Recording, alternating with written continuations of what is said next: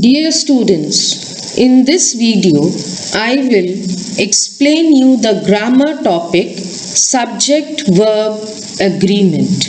Often, students, when you are asked to edit a paragraph, you will find errors in the subject-verb agreement which you need to rectify. Now, what is subject-verb agreement? A verb must agree with the subject in number and person in a sentence. How will you understand? Let us go through some examples to understand whether the subject and the verb are in agreement or not. Look at the first example. The quality of the mangoes was not good. Now, what is the subject here? The quality. The subject here is singular. What is the verb here? Was. So, the verb here is also singular. Therefore, in this sentence, the subject and the verb both are in agreement. Now look at the second example. The results of the recognition of this fact are seen in the gradual improvement of the diet of the poor. Now here the subject is the results. It is in plural. So the verb here are is also in plural. So both the subject and the verb are in agreement. Now look at the third example. The introduction of tea and coffee and such other beverages has not been without some effect. Now here what is the subject? The introduction. It is singular. So the verb has is also singular. So both the subject and the verb are in agreement. If the subject and verb are not in agreement, then the sentence becomes grammatically wrong. So, whenever we are reading a sentence or writing a sentence, we must keep in mind that the subject and the verb in the sentence is in agreement.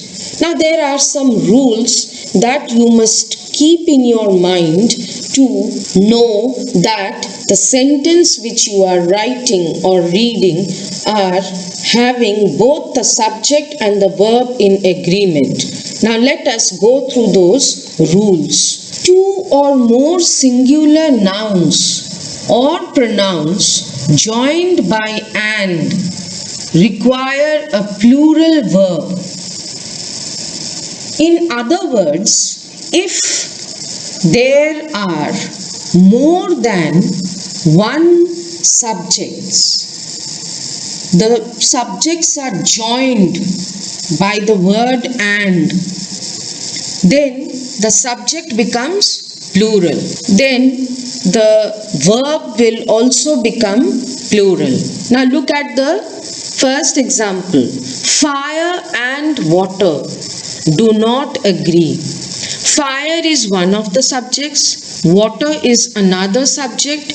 These two subjects are joined by the word and. So as here there are two subjects and it becomes plural, so the verb do is also plural. So here subject and verb both are in agreement. Then go through the next example. He and I were playing. Here again there are two subjects, he and I. These two subjects are joined with the word and. So the subject is here becoming plural. So the verb were is also plural, and here subject and verb both are in agreement. This is how you are to check whether the subject and verbs are in agreement or not whenever you are writing a sentence. Now let us go through the next rule. But if the nouns suggest one idea, then the verb is singular.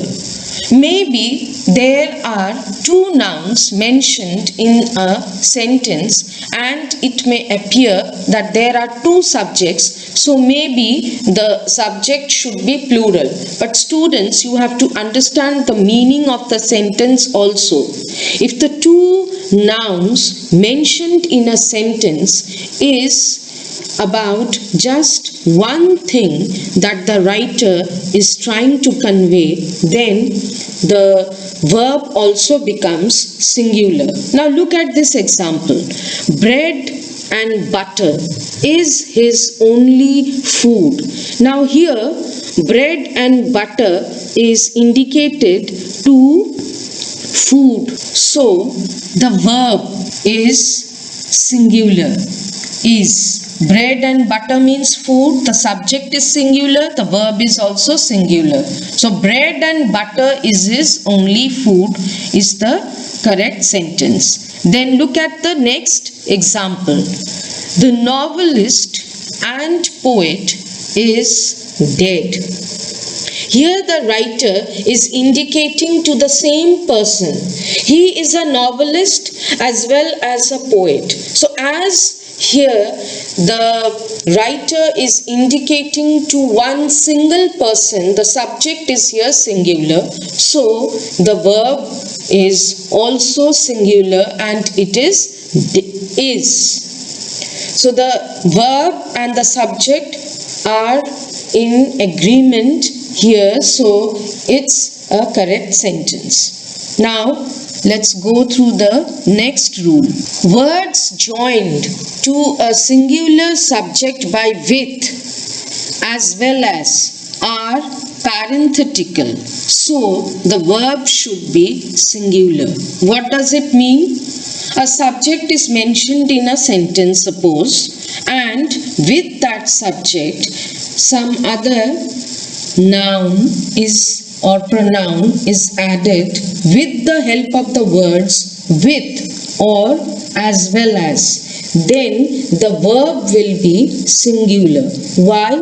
Because the subject which is mentioned in the sentence is actually the main subject, and along with it the other subjects or the other nouns or pronouns mentioned in the sentence is just a part of that main subject. So that's why it's being said that the main subject is just like the parent or parenthetical. Therefore, the subject becomes singular, so the verb also has to be singular. Now look at this example. The house with its contents was insured. The house. Here the house is the main subject, it is singular. With its contents, this noun contents is just a part of the main subject, the house. So the subject is singular and the verb also has to be singular, and it is was. Now look at the next example. Justice as well as mercy allows it. Now justice is the main subject and this noun mercy is just a part of the main subject or noun justice. So the subject is singular and the verb allows is also singular. I hope you have all understood, students. Now let's come to the next rule. Two or more singular subjects connected by or nor require a singular verb. Now, whenever two or more subjects are mentioned in a sentence and the words or nor are used in the sentence, it means that we are taking into consideration one subject at a time. So the subject becomes singular and therefore the verb will also be singular. Now look at the first example. Our happiness or our sorrow is largely due to our own actions. So we are taking into consideration one subject at a time. In this sentence, either happiness or sorrow, and so the subject is singular and the verb is therefore also singular. Now look at the second example. Neither food nor water was to be found there. So one subject we are taking into consideration at a time, food or water. As the word neither nor has been used in this sentence, it's a negative sentence, but we are taking into consideration one subject at a time, and so the subject here is singular. So the verb was is also singular. They both are in agreement. Now the next rule. Either, neither, each, everyone, all these words, when these words are going to be used in a sentence, must be followed by a singular verb. These words are all singular, so the verb must also be singular. Each of these substances is found in India. The word each is here. Each means one substance at a time. The subject is singular, so the verb is also singular and it is. Then the next example. Everyone is sitting quietly in the class. Here, the word everyone has been used. It's a singular verb, and so the verb will also be singular. Both here, the subject and the verb, both are in agreement. Now the next rule. Some nouns which are plural in form but singular in meaning take a singular verb. Now often we come across words which may appear to us as plural, but they are actually singular. Look at these examples. The news is true. Now you all know, students, that news, this word is a singular word. So the subject here is singular, so the verb is also singular. The news is true is therefore a correct sentence. Now look at the next example. Mathematics is a branch of study in every school. Now mathematics is just one subject. It's a branch of study, just one subject, and therefore the subject is singular. So it has taken a singular verb, and that is. So both here the subject and the verb are in agreement. So mathematics is a branch of study in every school. So I hope, students, the rules so far that I have explained to you, you have understood.